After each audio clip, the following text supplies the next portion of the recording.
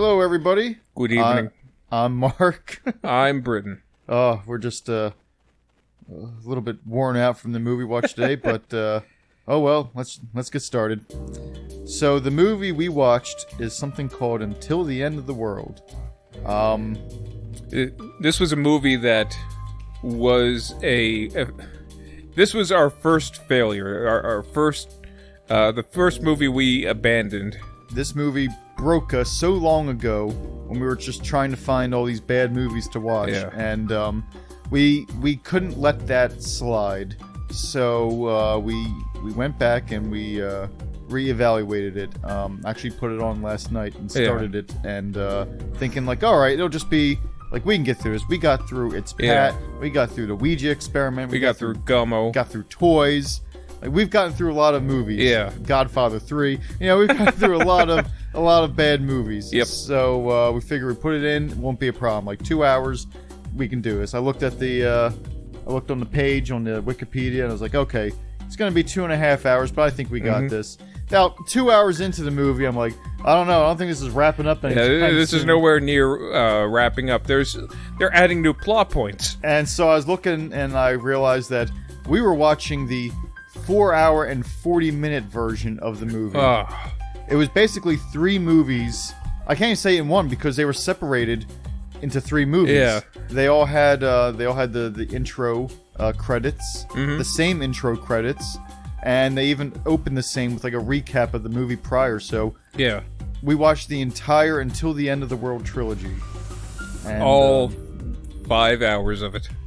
And I have some thoughts. There is a lot to talk about, and I will say that, like, when we stopped this the first time, it was maybe, I think, like an hour and a half into the movie. No, I want to say it was probably around the 2-hour mark. You think it was? Yeah.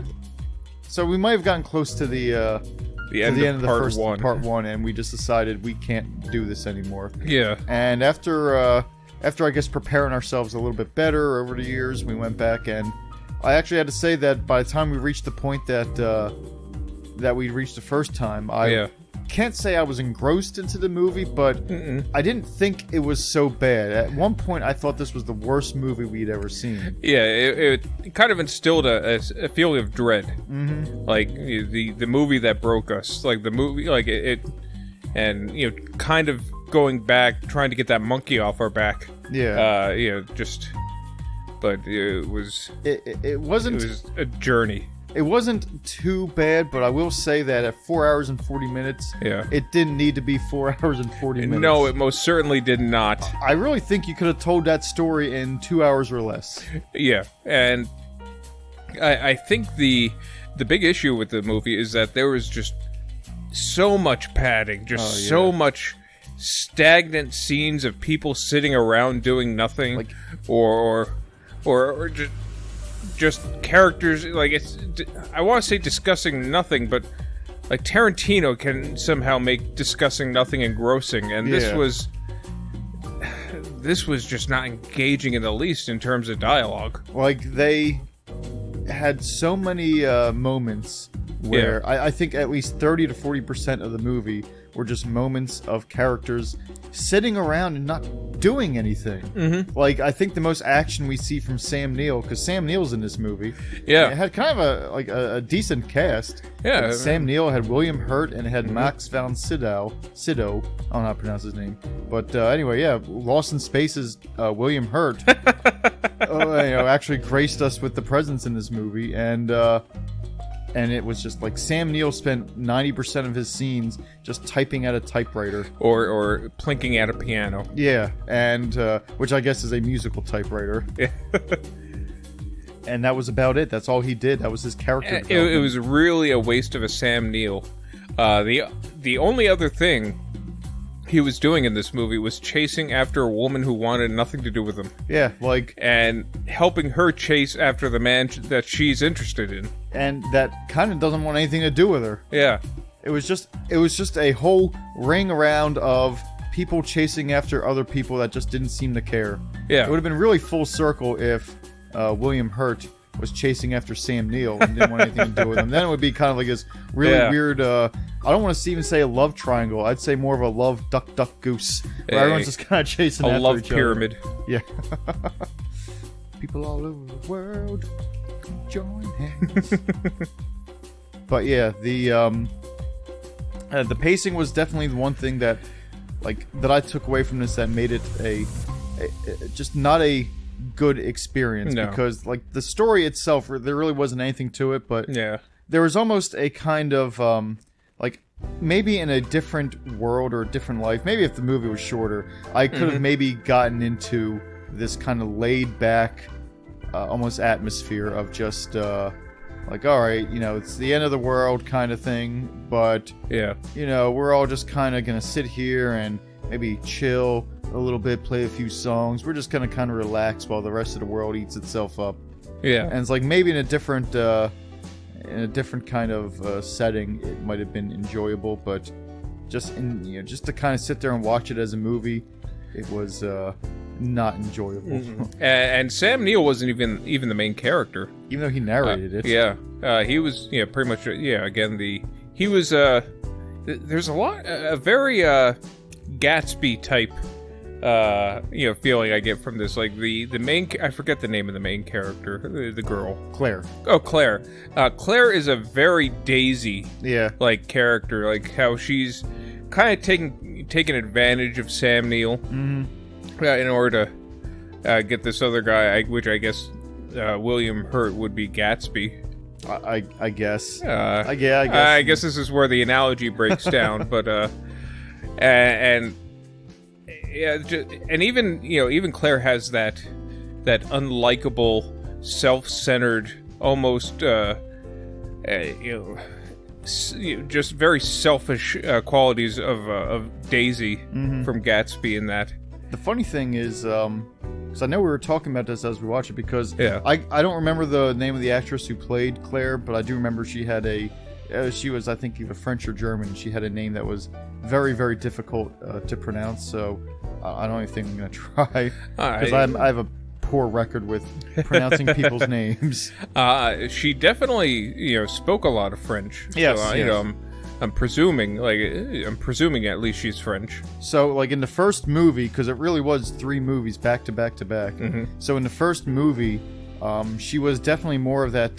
Definitely had more of that Daisy quality, where she was, kind of, I don't want to say dangerous, but she definitely was more taking advantage of Sam Neill, and she was just spending money left and right. Yep. And then she was when she ran out of money, she'd go to Sam Neill and say, "Oh, can I have some more money?" And then he'd just kind of give it to her. And and she was just very, I'd say, borderline kind of unlikable in the first movie, and then in the second movie, she kind of settled down more, and that was kind of the thing for her rest of her character, where she was just more of a I don't want to say homemaker, but she was basically just taking care of this big man baby. Oh, yeah. That was William Hurt. When they were in Japan? It started in Japan, and then it was just literally for the rest of the movie. Everything he couldn't do, which was everything, she would just take care of for him. And honestly, I kind of think that she was more interesting in the first movie, when she was kind of more dangerous and, I don't even say wild, but kind of more of that Daisy-esque caricature.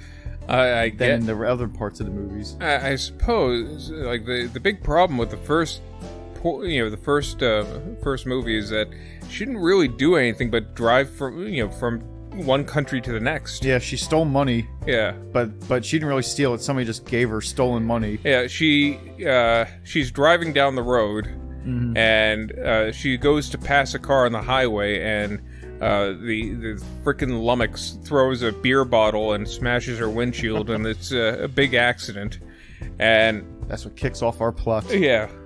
So she's in a hotel room, and this guy, who I can only describe as a man who looks like the son of Sloth from the Goonies, comes in and just dumps a bunch of money on her bed, saying, this is yours now. Yeah, I don't know if she was to hold on to it or kind of traffic it somewhere. It was not really clear what she was supposed to do with this money other than take 30% of it. Yeah, for a 4 hour and change movie, almost 5 hour movie, they really didn't explain a lot of anything. They just expected you to know what was going on. This is money from a bank we robbed. Okay, you get 30%. Okay, all right, off you go now. And then they track her with this tracking device, and I really don't know. Then they form a band with her. Yeah, like it like they're tracking her, and they're tracing this money, and they're making sure that she's not going to steal it from them, and she doesn't.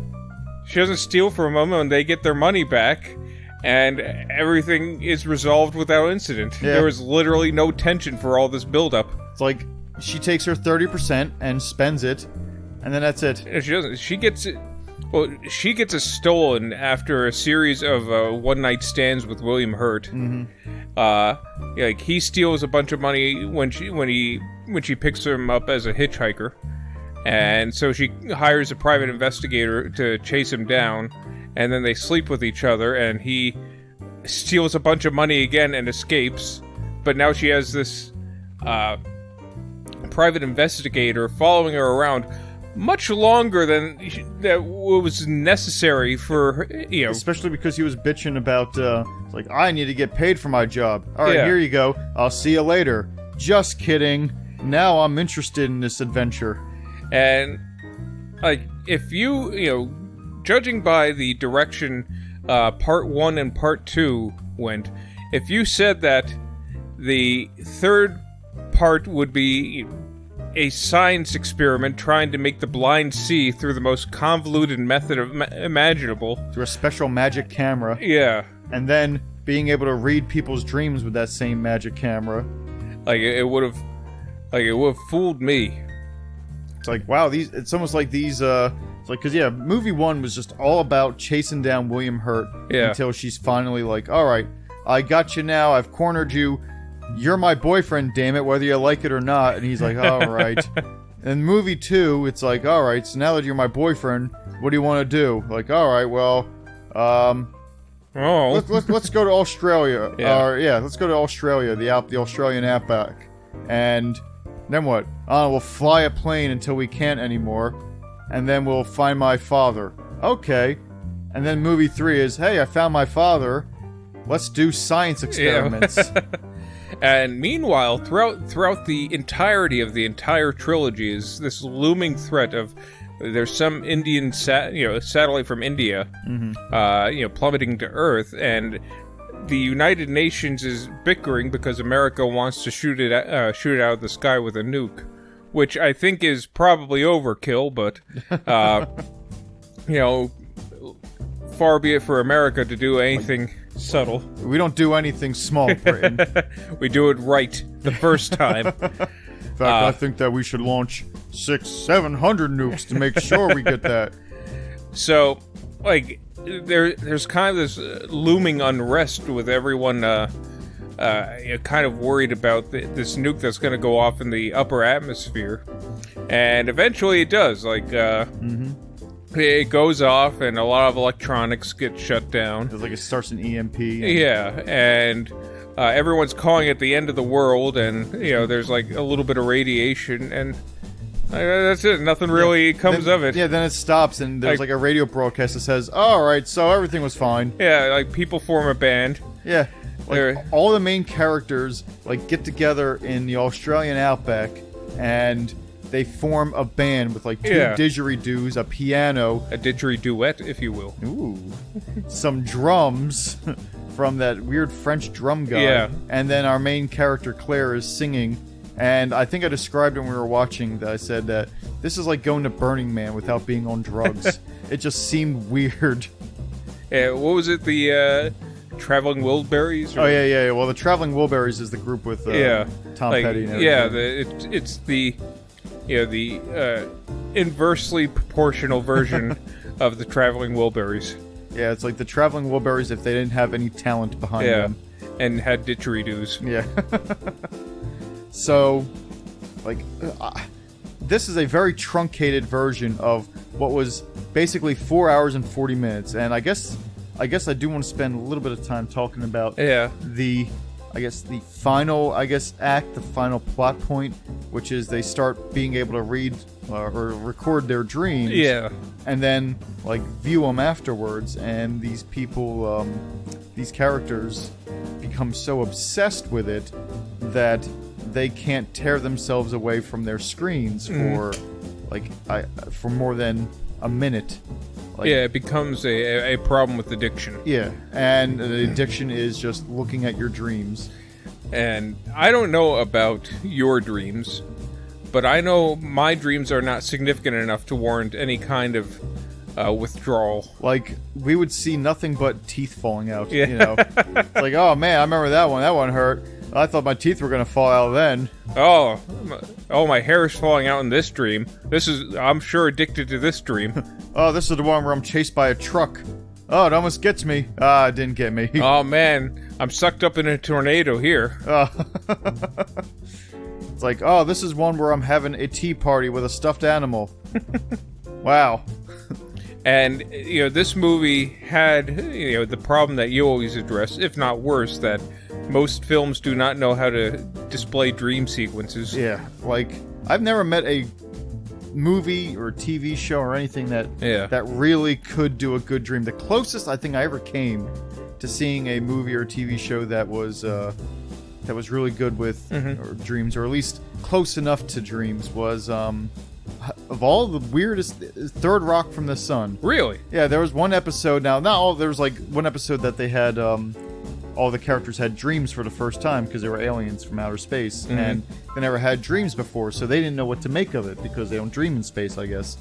And all the dream sequences were done like they were filmed separately without like a laugh track or anything like that, and there was more symbolism behind them. They weren't perfect representations, but they were the best representations of dream I'd ever seen. I still remember this was in a time where 3D on TV was kind of like they were pushing for a little bit. I remember. Oh yeah. I don't know if you remember, but like ABC would do this thing where you had to get these special 3D glasses from like cans of like root beer or something. And yeah, I remember. I plumb forgot about that. And they would have like special segments at the end. Like I remember there was one where Tim the Toolman Taylor was like pointing his tools at the screen and everything, like, haha, look at this.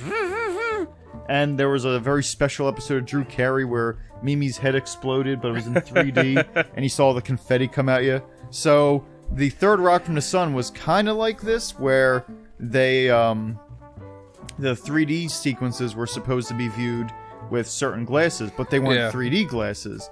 They were special, like, clear glasses that kind of had like this weird filter to them. That like it's just like kind of like a cheap hologram on there. Kind of like you look through them, and things kind of like if the images matched up on the screen, they look kind of I guess more maybe added depth or something to them. So, and I remember that they came specially in cases of Barg's root beer, and I remember that it was only for that Third Rock from the Sun episode, and my grandmother lent me the pair because we didn't have 3D glasses and I couldn't find them anywhere. So I wanted to look at all the Mimi's head exploding stuff in 3D, but I didn't have it, so I had to wear these stupid like clear ones, which didn't really do too well. They were okay, but they kind of made everything kind of like fuzzy. Yeah, you know. But she was like, "Now don't lose them because I need them for my Third Rock from the Sun," and so.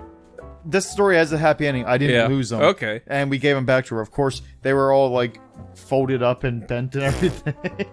So, like, she probably didn't get the full enjoyment that she could have had out of it if she didn't have grandkids. I can't have anything that these vermin won't destroy. Hey, I didn't lose them. You didn't say anything about destroying them. We know exactly where they are. They got caught under the lawnmower. It's kind of funny. Like, that was, like... I guess phase, like the third renewal of 3D. Mm-hmm. Like you had the big 3D kick in the 50s and maybe the 60s. Excuse me.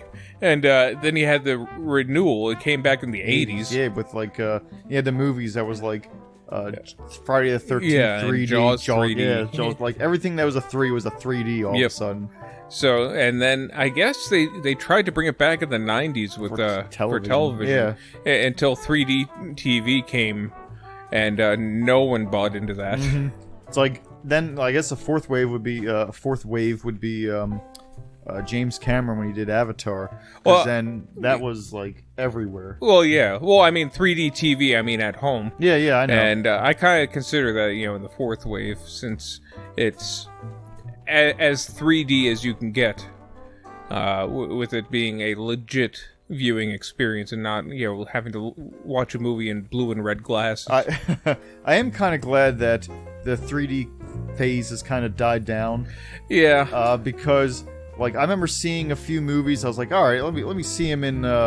Like I saw Pirates of the Caribbean 4 in 3D, and it was clearly not shot in 3D. They just added something to make it in 3D, so it just looked like mud was on the screen all the time.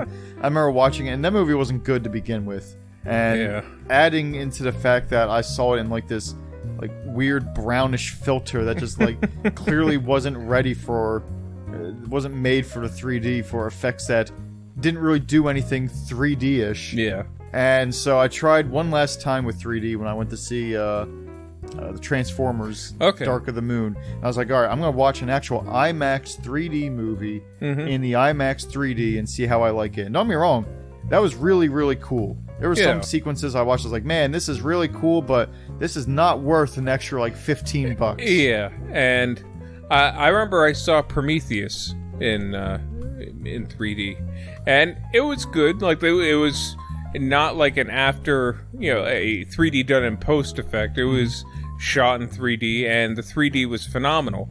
But the thing with 3D, I learned after watching that, is you just don't notice it anymore. After, like, the novelty wears through very quickly. Yeah. And like at that point it is not worth like that extra, the extra money for the 3D experience, especially if you have to wear two sets of glasses. Yeah, like us. Yeah. I kind of miss the days in the 80s when they had that third or second wave of 3D. Yeah. And like the horror movies when they would just have just the dumbest shit with like I remember in Jason 3D where they had like a guy sitting there just doing yo-yo tricks, and it was like clearly just going right at the camera, and it served no purpose. And in fact, the first time I saw the movie, I didn't know it was supposed to be in 3D because I rented it from Blockbuster. Yeah. So I was sitting there, I was like, why is this asshole like putting it, like, why is he doing his yo-yo thing? And Jason would just start stabbing people, but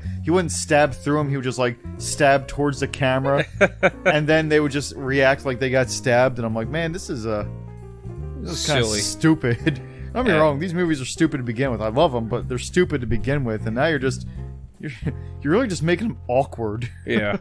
But the other hand, go ahead. Oh, go on. Let's say on the other hand, at the very least, they were trying to make use of the gimmick, because it is a gimmick. Yeah. At least they were trying to do something with it. It kind of makes me think back. Like, I remember in Back to the Future. I don't know if it was back, when he was in the 80s or back when he was in the 50s, that there was just this fad where people would just wear the 3D glasses out and about. That was when he was in the 50s. Yeah. That was one of Biff's bullies. Yeah, that's just a weird thing. Like, that people would just wear the 3D glasses in... So real world would be in 3 dimensions, I guess. But I wonder if that was just kind of like a teen angst, I'm going to purposely ruin my eyes type thing. Fun fact, that the guy who wears the 3D glasses in Back to the Future, the bully, like in the alternate 1985 where Biff is like in ruler of Hill Valley, that same guy is wearing sunglasses, but his sunglasses have like the blue and red thing, so he's got like 3D sunglasses when he's like older and he's running the show.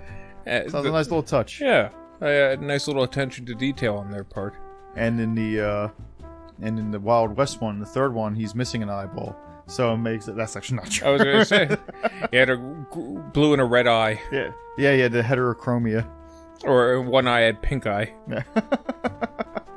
It's like, man, that's really good attention to detail. Look, like, I guess he always had... That'd be pretty stupid. You get a Zemeckis on the deal, you're going to get that level of detail. That'd be pretty stupid. Like, man, I guess Biff's gang always had 3D eye guys. That's stupid. Griff's gang didn't have anything 3D. And 2015 is when they had 3D. Yeah, everywhere. I know. Well, I guess in their universe, like, they didn't need the glasses for 3D. They had the shark that... Jaws came out of there. Yeah. Like, but for some reason, like they had holographic technology, but the caveat was that the effects were awful. Yeah. Like it looks so fake. Not like modern 2015. Like, you know what? Say what you will. If I was Marty, I'd probably still be scared to death of that shark too. I guess. I think I'd be more confused than anything. I don't know. I think I'd have that initial, like, just be scared of a giant, you know, like, who knows what 2015 is all about. You're scared of everything. Oh, yeah. I mean, but if a shark came out of nowhere, even a fake cartoon shark, and started biting you, I think that'd be more terrifying than a real shark just flopping around on the floor, you know? I guess. I probably would have assumed it was some kind of balloon at first. Tried to pop it. Like, my brain would try and rationalize it in some manner. Like, well, this is transparent, so it might be some kind of balloon or some kind of lighter-than-air vehicle of some sort. Now, here's the thing, like, do you think that Jaws advertisement, that shark coming out, like, just kind of attacked random people? Because you could have liability there, attack some little old lady, just drops dead from the shark leg. I wonder how many lives that shark has claimed. That's a good. Maybe there's like paramedics like on staff dressed like the sharks from the Cape Perry halftime show. So they just come out in these little shark costumes. Yeah, that'll with a stretcher. soothe her. Well, it's not meant to soothe her. It's meant to not have the other guests panic. And it's like you don't have to worry about getting sued because there's no lawyers. No lawyers. Yeah, there's no lawyers in that universe. Oh, really? Yeah, that's what Doc Brown says. He says that that's why his kid was thrown in jail like the next day. Ah. Because the justice system moved swiftly because they abolished all lawyers. Man. It's like, yeah, pretty neat. I wonder what America would be like without lawyers. Is that Simpsons sketch? Yeah. Smile, people now. I had something to say about the little old lady. Back to the Oh, that's right. It wasn't Back to the Future 3D. It was more like what other kind of movies in 3D would be interesting in a different time? Because I'm thinking big. I'm thinking you go with like Caligula. In 3D. I was about to say Caligula. You can say Caligula. I was going to say Caligula. Like oh, that fish came right at me. It's like, imagine now. I'm sure there's actually some good movies. Yeah, that you can do in 3D. Not just shtick movies. Yeah, not just like Beethoven or. I got Beethoven on the brain lately. You like your Beethoven, or or like. Actually, I was gonna say National Treasure, but I can't say for sure whether or not the movie was actually in 3D at any point. It was in that weird transition phase. It's like. I think, and hear me out on this one. Mm-hmm. Even though I'm not a big fan of the movie, I do think it's a well-made movie. So I think maybe something like Scott Pilgrim vs. the World, I think would actually be a really cool experience in 3D. Then again, I'm not sure it wasn't in 3D. Yeah, that's again in that weird era where 3D might have been like, because I know I think Avatar kind of made it huge again in 2009. Yeah, so when did Scott Pilgrim come out? Scott Pilgrim. I'll use my brain power. What's that? I'm gonna use my brain power while you think of it. I want to say, like not that, like maybe 2010.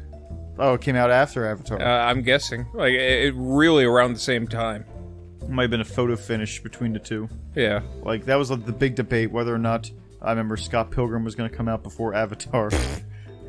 Like people died. The funny thing is, this is actually a true story here, because they came out kind of around the same time.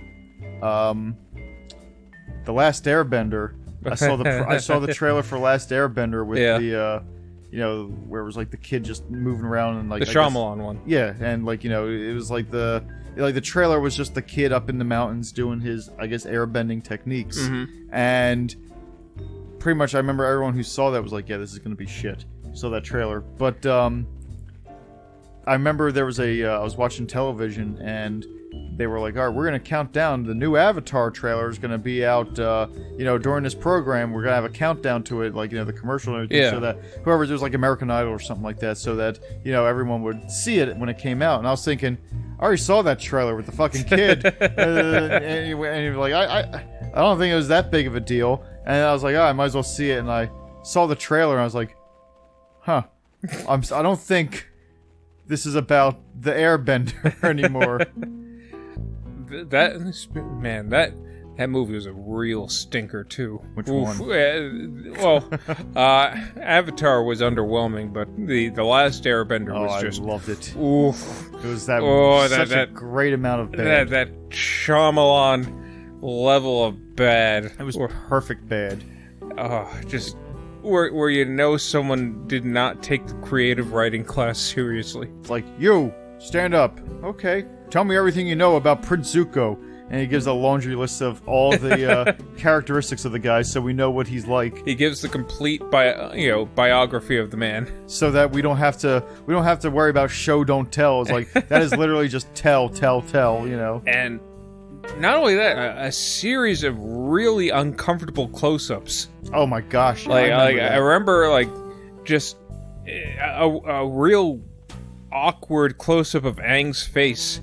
You could almost count the pores, and which I'm wondering if it was just a technique, so he didn't have to spend money on special effects of people, I guess, dancing with fire in the background.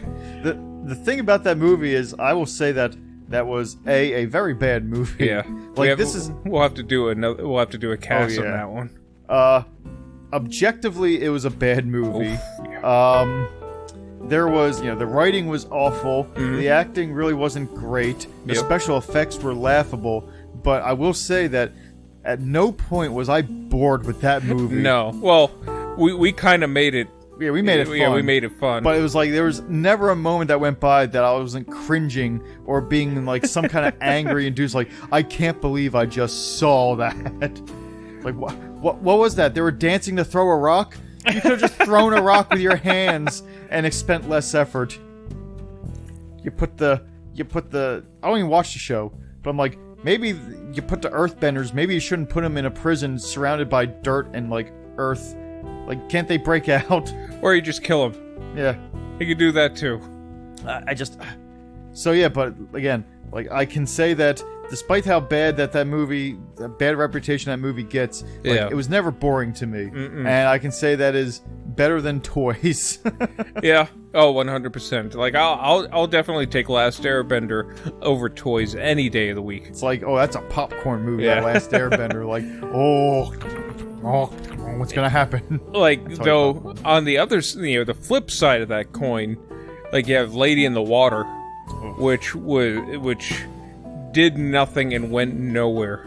That was awful. I think it was even worse because we had a I guess a pretty nice sound system for our television, and there was just like, we had it all the way up and we couldn't hear what these assholes were whispering. Yeah, it was the modern problem with film these days, where you have the dialogue almost a whisper on the wind, and the trumpeting fanfare of whatever special effect, like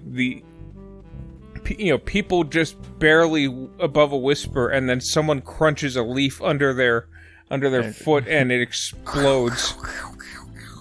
I remember we were watching the RoboCop TV show in the 90s, and I remember, because I know you control the volume when we watch movies. You ride the remote. And, I always ride the remote. He rides the remote. He doesn't want to not ride the remote. and you were telling me that I don't have to constantly change the volume for different things when people are talking or during the action sequences, because the sound was better leveled almost. Yeah. Like, man, if the 90s can figure it out, I guess they weren't counting on people having totally bitchin' sound systems. I think it comes down to everything is mixed differently. Like the RoboCop TV show at most was mixed to stereo, which is perfect for our sound system, because we just have a stereo sound bar, because we don't need giant booming sound system in an apartment. Yeah. Get the neighbors complaining about that. Turn down the Last Airbender! Mama? For Mama's family? Either as a great mama or as a terrible... I was imagining this old lady underneath with like a broom. She's smacking on the thing, but we're turning up the Last Airbender like, quiet! We can't hear about Prince Zuko! You, old lady. What? Tell me everything about Prince Zuko. She just Prince stands Zuko at attention. Prince Zuko was like abandoned by his father after he did something very naughty. Like, it's a fugue state. She doesn't even remember saying it after She she's gets done. She's like mopping her brow. Where was I? Oh yeah, stay away from my daughter. Oh man, what a stinker. We got. It was all right. We gotta have more old ladies over. No, we don't. We don't need to have. No, we don't have to Just have a any bunch of old ladies over. in here to watch movies. Bickering about, bickering with each other and talking about yarn. I don't know if that's true or not. I don't know. I don't think I've ever watched it. They just gossip and knit.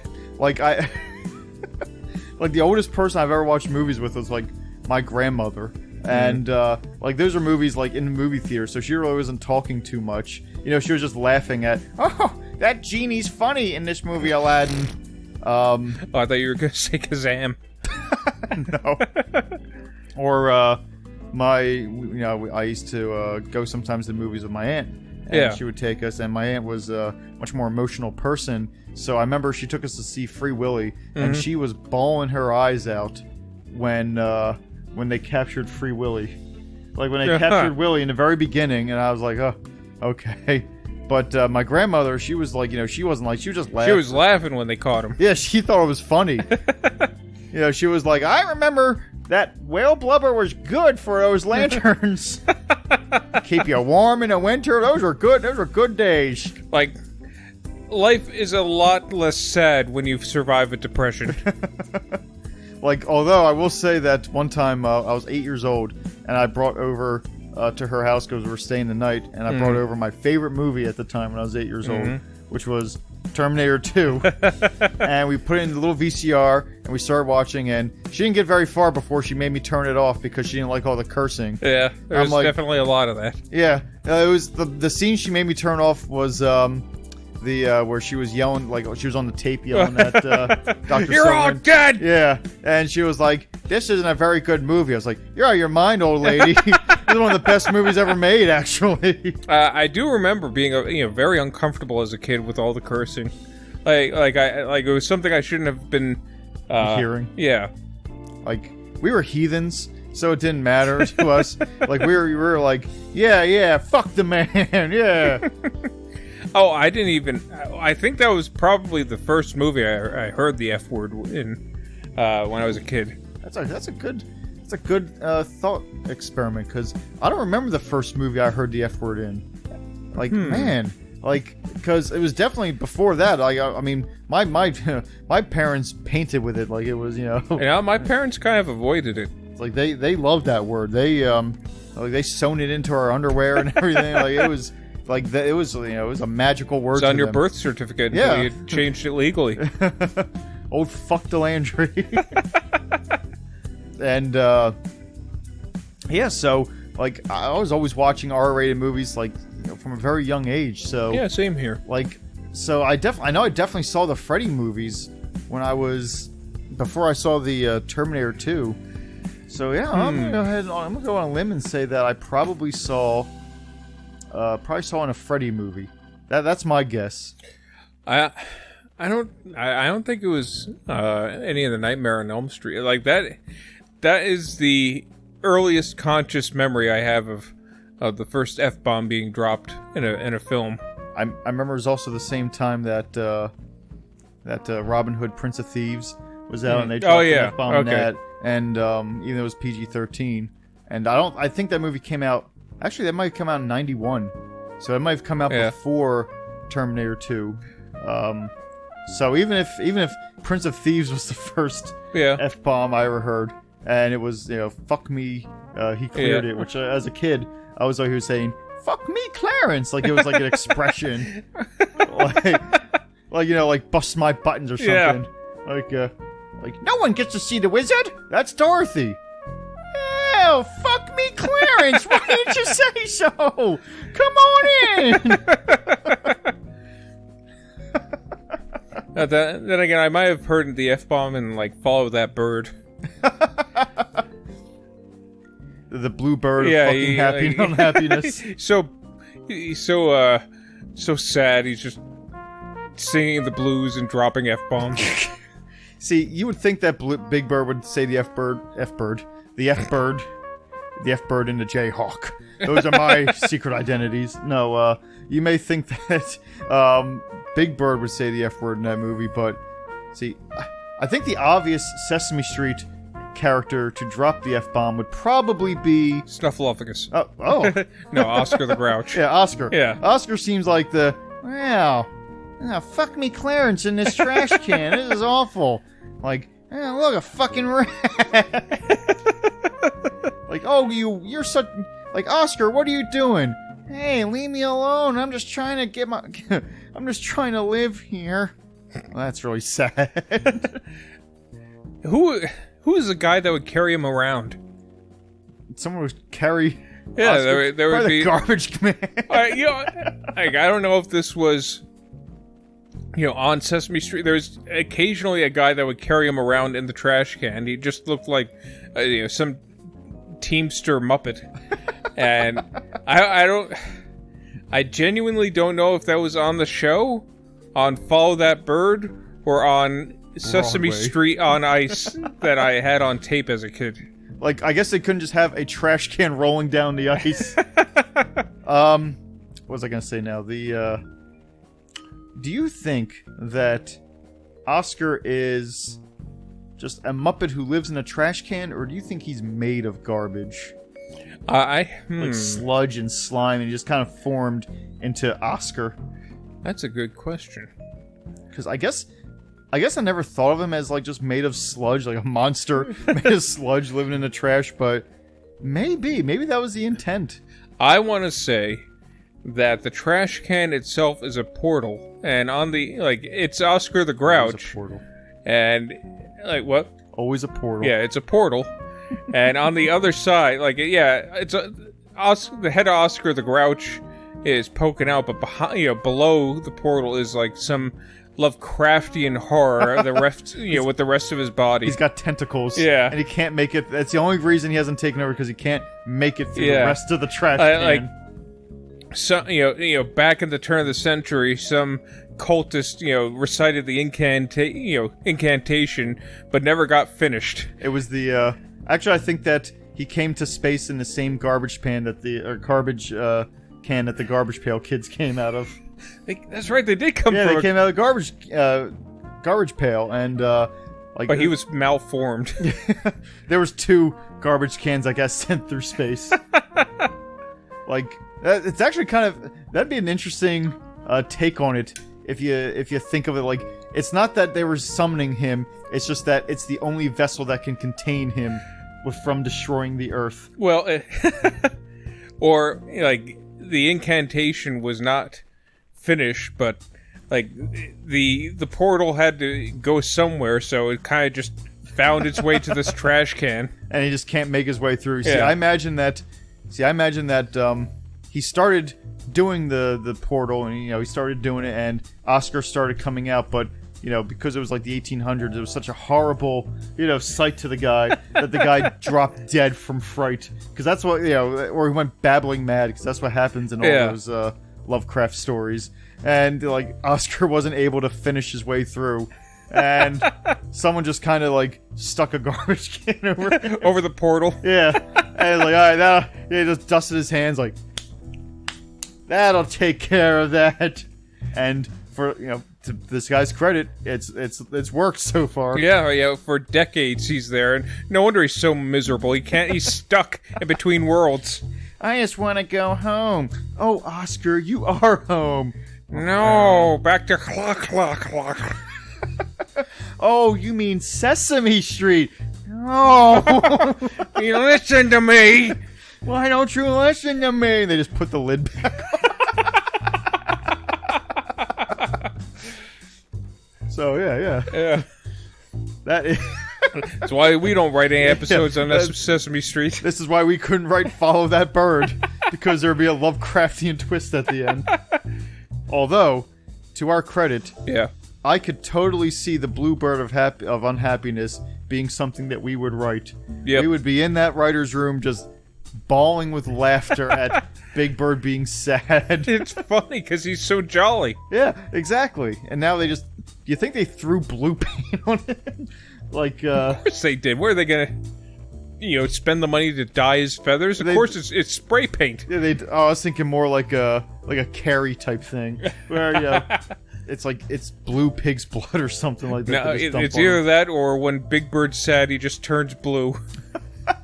It's a thing that occurs. It never really comes up a lot because he's always happy. Yeah. So he's always just bright yellow, but. Once they chain him up a little bit, make him sing songs he doesn't want to sing. Was he in a cage? Yeah. That's not funny. It's just it's pretty. It is like actually, a 9-foot bird in a cage, like singing the blues, just chained up.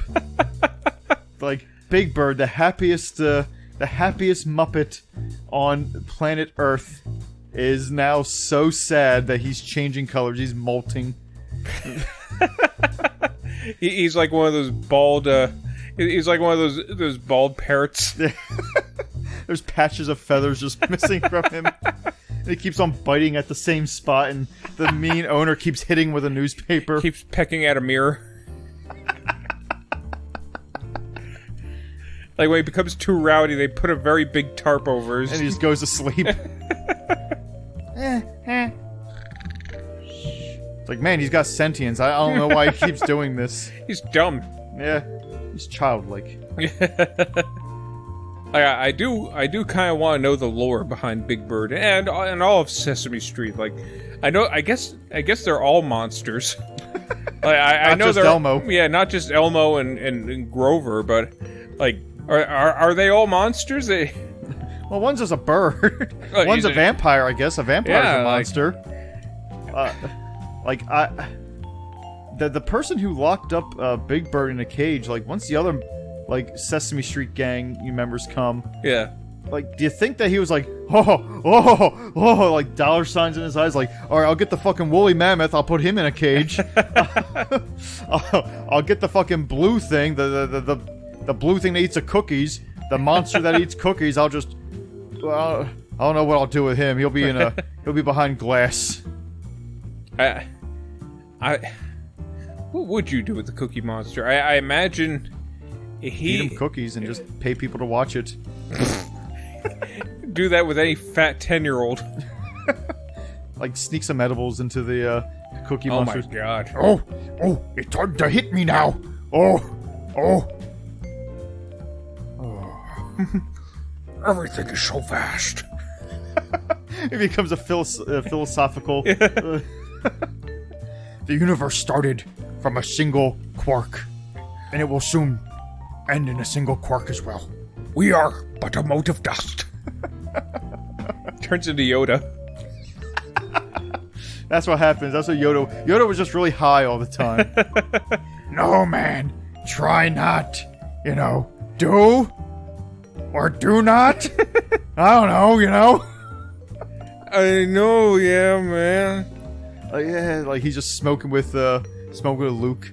Like, yeah, I mean, I'm trying to lift this thing. No.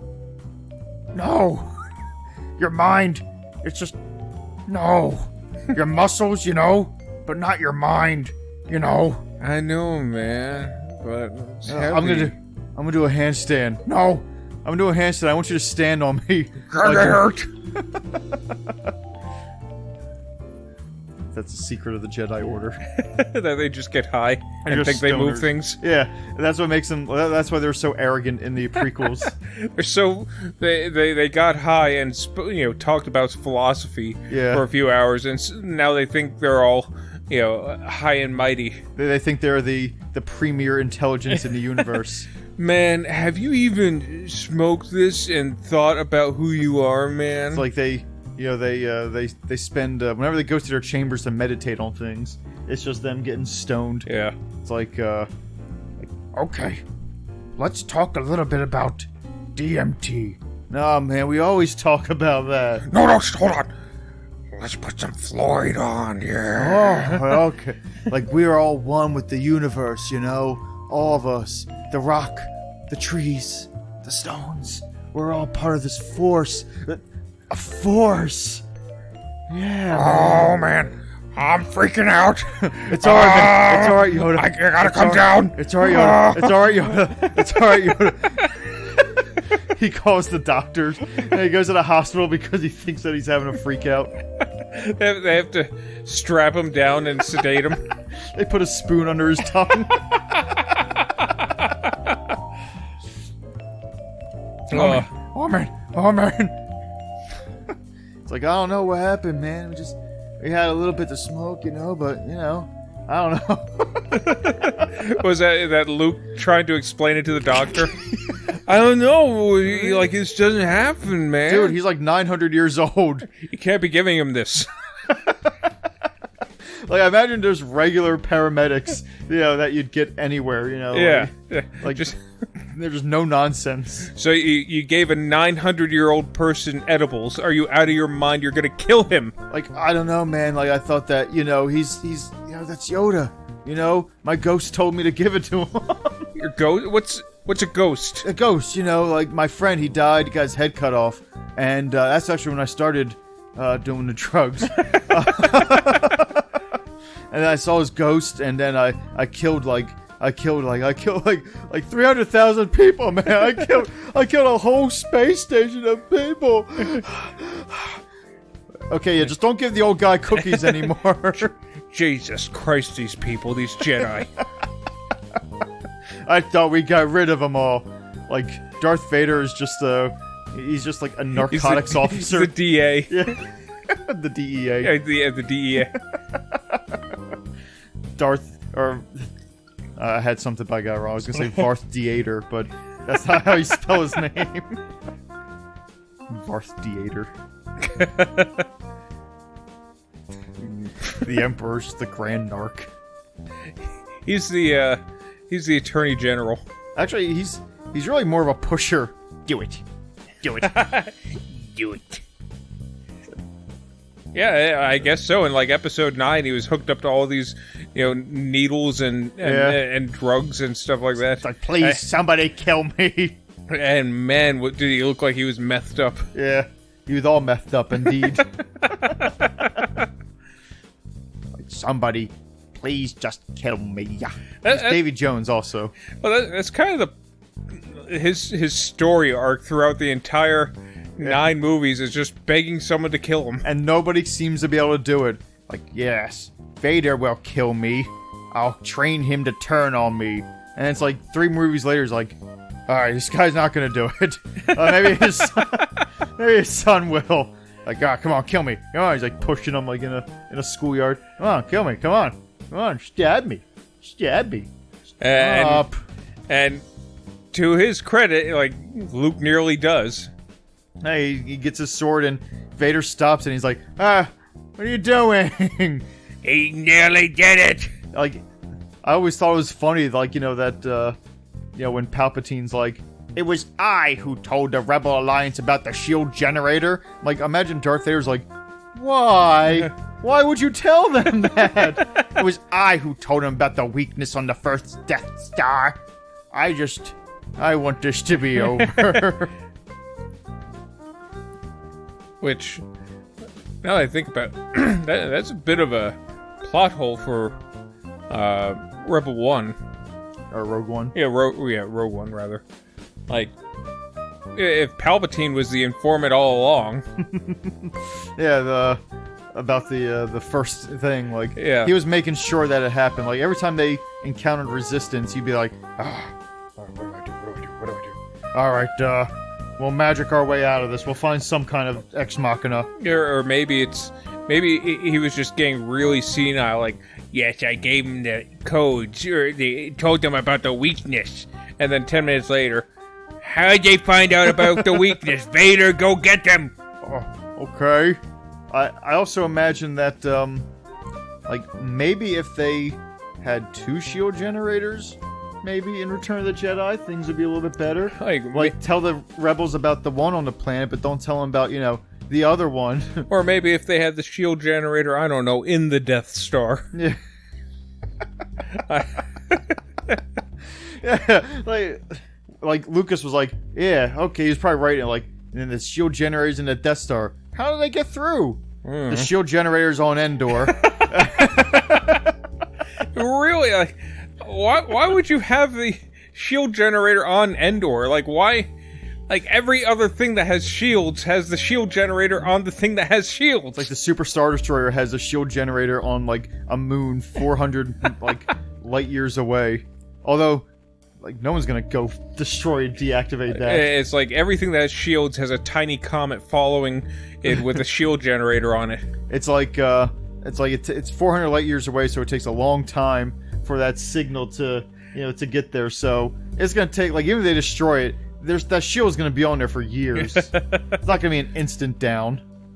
And also, they could have put a shield around the shield generator.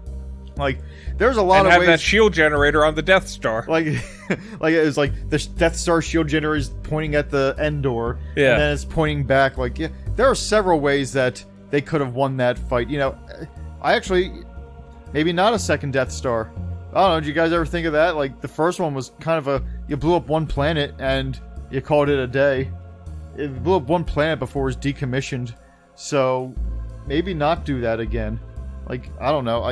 I guess they needed something big to blow up. And they're like, maybe make the Emperor the size of the moon.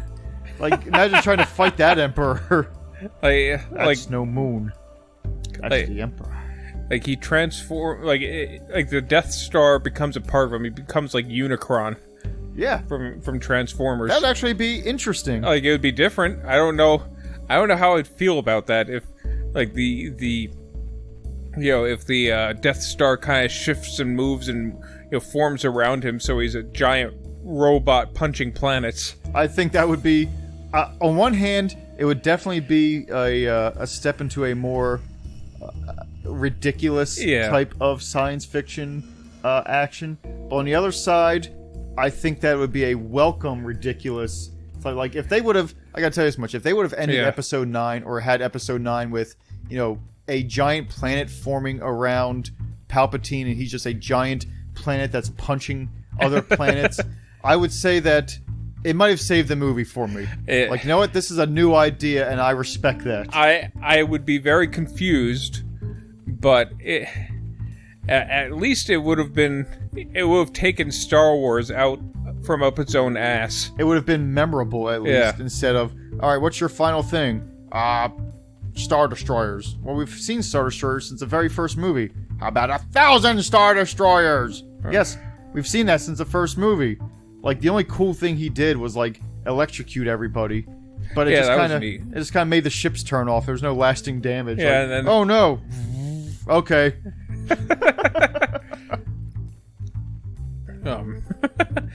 Yeah, though it's kind of hard to, beat that, a planet-killing machine. I would have I would have the flu. He gets the flu, but it's like a Martian flu kind of thing. Yeah, I guess you would have to up the ante, like something that would destabilize the galaxy. Yeah, I would make it, it would be they create a black hole and it sucks him into it. That'd be awesome, actually. What, a black hole the size of a galaxy? Well, I mean, maybe not the size of a galaxy, but he's a planet, so maybe a black hole the size of a regular star. And if he's a planet, like, he's... although he's not a very good planet, like, he's not really a threat if he's just going in orbit. Like, I'll get you soon. Just wait 75 days. I'm back. Where are you? So yeah, if he was a planet that could kind of move on his own volition, maybe like kind of like the Death Star, where he's got like machinery. I imagine he would have like rocket boots. Then yeah, I would say a solar system size black hole that slowly pulls him into it. Like, that's how they do it. No, no, no. And that's it. Yeah, that would work. Yeah, that'd be a fun ending. And on that note, until the end of the world. 4 hours and 40 minutes of padding. I know there's a shorter version of the movie. I don't want to watch it, but I feel it's probably better and better paced. Pretentious, overly complicated, needlessly long. If you like artistic movies that are going to monopolize a good chunk of your day, then that's for you. All right, so that's it. See you later. Good night. That'll hold a little SOBs.